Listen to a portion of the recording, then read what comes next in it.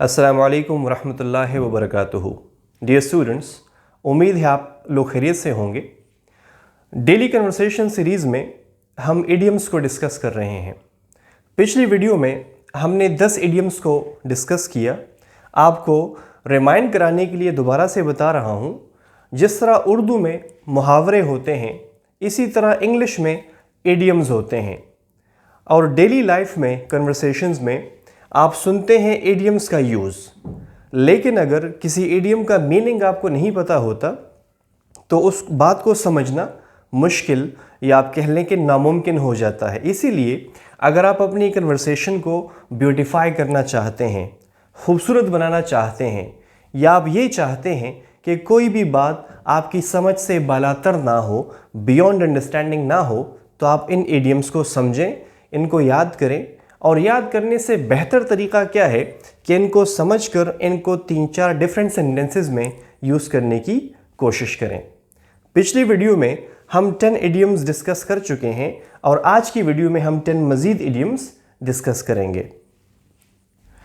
पहला इडियम है through thick and thin. Through thick and thin, इनकी ज़ाहिरी अल्फाज को देखा जाए तो मीनिंग कुछ क्लियर नहीं होता, लेकिन इडियमेटिक मीनिंग इसका क्या है? आपका कोई दोस्त हर मुश्किल वक्त में और हर आसान वक्त में आपके साथ रहता है, यानी आपका बहुत ही वफादार दोस्त है। तो आप कह सकते हैं he is my best friend, he supports me through every thick and thin.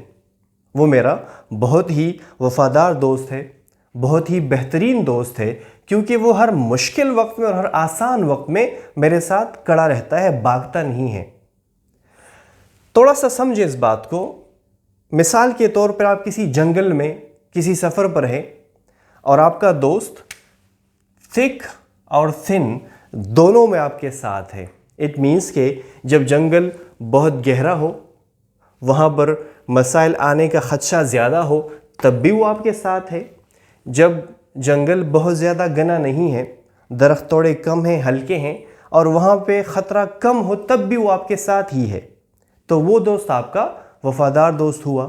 So thick से मुराद यहाँ पे मसाइल हैं और थिन से मुराद यहाँ पे कह लें कि आसानियाँ हैं। तो जो दोस्त आपके साथ मसाइल में भी खड़ा रहे और आसानियों में भी खड़ा रहे, वो आपका वफ़ादार दोस्त हुआ।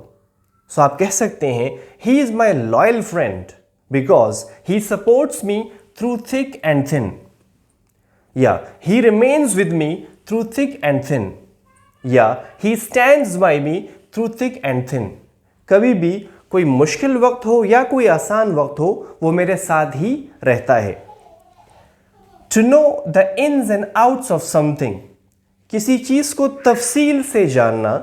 जैसे कि कोई दोस्त आपका आपसे मशवरा मांग रहा है कि मैं ये फ़लाँ बिज़नेस स्टार्ट कर रहा हूँ, कोई मशवरा दें, तो आप उनको बता सकते हैं कि मेरा जो मशवरा है इस हवाले से आपके लिए बड़ा यूज़फुल होगा, मुफीद होगा। क्यों?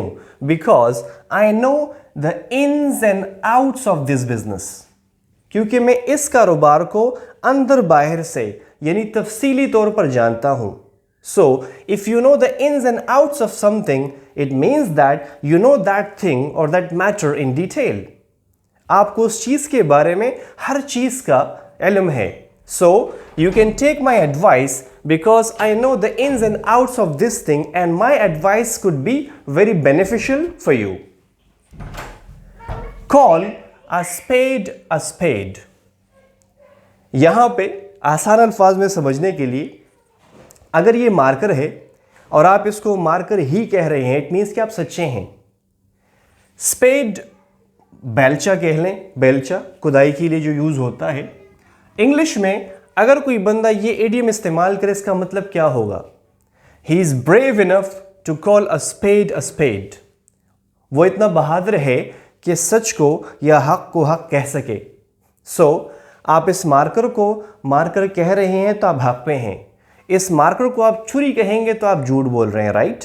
सो ही इज़ ब्रेव इनफ और he is courageous enough to call a spade, यानी वो हक बात करने की सलाहियत और हिम्मत रखता है। अ वेकअप कॉल, एक ऐसी कॉल जो आपको जगा दे, राइट? जैसे कि अगर मिसाल के तौर पे मैं कह दूं, he obtained very low marks in his first term examination and that became a wake up call for him. पहला एग्जाम, फर्स्ट टर्म एग्जाम, उसने चूंकि मेहनत प्रॉपर नहीं की थी, उसके मार्क्स बहुत कम आए और वो मार्क्स का कम आना उसके लिए वेकअप कॉल बन गया. या he used to be a very careless driver, but then he met an accident, a small accident, but that accident became a wake up call for him.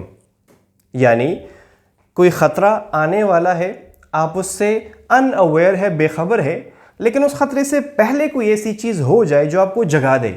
So a wake up call जो आपको जगा दे, आपको एहसास दिला दे.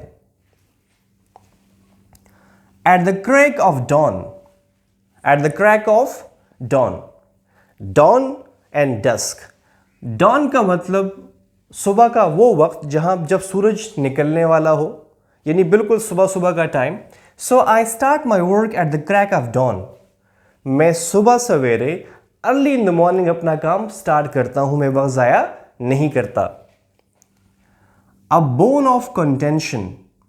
Contention से मुराद कोई conflict, कोई झगड़ा, कोई तनाज़ा. So bone of contention Urdu में हम कहते हैं फसाद की जड़. So this piece of property is the real bone of contention amongst these brothers. ये जो ज़मीन का हिस्सा है, छोटा सा टुकड़ा है, ये इन भाइयों के बीच में फसाद की जड़ है, यानी इसी ज़मीन पर वो लड़ रहे हैं. So a bone of contention यानी फसाद की जड़. To have a hand in something, किसी चीज़ में मुलव्विस होना. जैसे हम कहते हैं इस मसले में मुझे उस बंदे का हाथ लगता है, यानी उसका मुलव्विस होना, मुझे शक है इस पे. सो he has a hand in this affair, in this matter, and that's why he became a part of investigation. Or police brought him into investigation because they think he has a hand in this matter.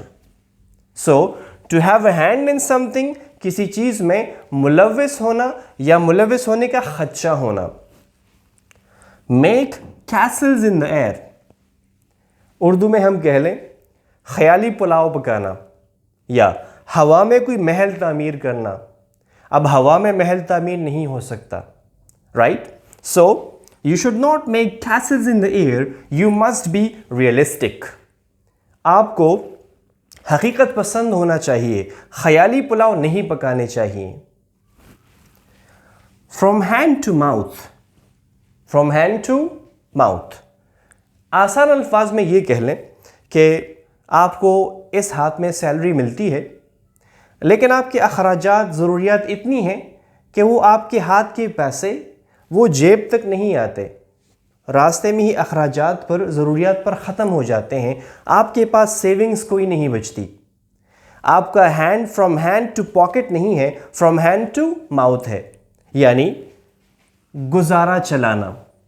वो इतना कमाता है कि बस गुजारा ही चलाता है. So he is always from hand to mouth because he gets a very small salary, a small amount of money. Turn a deaf ear. किसी की बात को इग्नोर करना. अगर आपका एक कान काम नहीं कर रहा और आप उस कान से किसी की बात सुनने की कोशिश करेंगे तो बात नहीं सुन पाएंगे या प्रॉपरली नहीं सुन पाएंगे, लेकिन वो तो हो गई कोई कमी. यहां पे कस्दन, जैसे कि He always turns a deaf ear to my advice. जब भी मैं उसको कोई मशवरा देता हूं तो वो सुनी अनसुनी कर देता है. या he always turns a deaf ear to instructions. जब भी मैं इंस्ट्रक्शंस देता हूं वो इनको इंस्ट्रक्शंस को इग्नोर करता है, यानी उस पर अमल नहीं करता. So to turn a deaf ear means के ignore or you may say disobey instructions.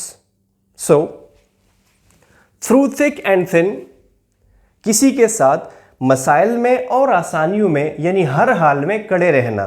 So he is my best friend because he supports me through thick and thin. वो हर हाल में मेरे साथ खड़ा रहता है. To know the ins and outs of something, किसी चीज़ को तफसील के साथ जानना. You may take my advice in this matter because I know the ins and outs of this business or of this activity. To call a spade, हक बात को हक कहना, यानी सच्चाई के साथ खड़े रहना. He is able to call a spade और he is brave enough to call a spade. वो हक बात करने की जरूरत रखता है. A wake up call, realization, कोई काम ऐसा हो जाना जिससे आप जाग जाएं, आप पर हकीकत खुल के सामने आ जाए और आप बेहतरी की तरफ आना शुरू हो जाए. जैसे कि मैंने एग्जांपल दी आपको, he could not get good marks in first term examination because he had not properly prepared and that became a wake up call for him. वो जाग गया और उसने मेहनत शुरू की. At the crack of dawn, सुबह सवेरे जैसे सूरज निकलता है या उससे भी शायद थोड़ा सा पहले, मैं अपना काम स्टार्ट करता हूं at the crack of dawn. मैं वक्त ज़ाया नहीं करता, मैं अर्ली इन द मॉर्निंग अपना काम स्टार्ट करता हूं. अ बोन ऑफ कंटेंशन, फसाद की जड़. मिसाल मैंने आपको दी कि that piece of property is the real bone of contention amongst these brothers. यानी ये जो ज़मीन का टुकड़ा है, ये इन भाइयों के बीच में फसाद की जड़ है. यानी ये भाई सारे इसी मामले पे, ज़मीन के मामले पे लड़ रहे हैं. To have a hand in something, किसी चीज़ में किसी ना किसी हवाले से मुलव्विस होना. सो आई थिंक या I doubt that he has a hand in this matter. मुझे लगता है कि इस मामले में उसका हाथ है, यानी उसका मुलव्विस होना मुझे खदशा है इस पे. To make castles in the air, यानी हवा में महल तामीर करना या ख्याली पुलाव पकाना. जो बंदा रियलिस्टिक ना हो, हकीकत पसंद ना हो, वो हमेशा किसी फैंसी में और फैंटेसी में रहता हो, ख्याली दुनिया में रहता हो. सो यू मे से he makes Castle's in the air, he is far away from realities.